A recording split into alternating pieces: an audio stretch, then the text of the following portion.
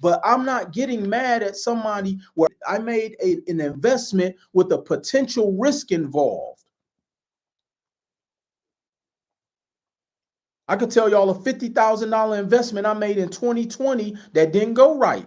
I didn't out this person, but it was the risk that I made. I held myself accountable because I understand business. But see, a lot of people will not get to that next level. Was it that you got all of that free money from the bank and you wasn't willing to invest it or take a risk in learning how to make your money make you money? That's not my problem. That's not my fault.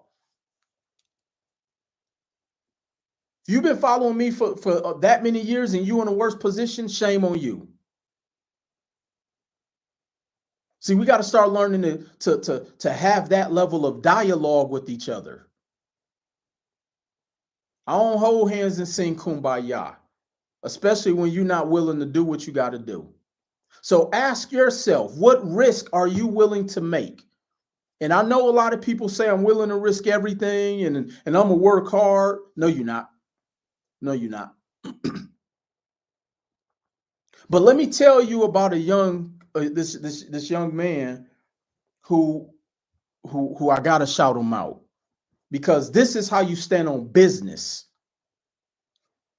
So my infield training event we did in Milwaukee.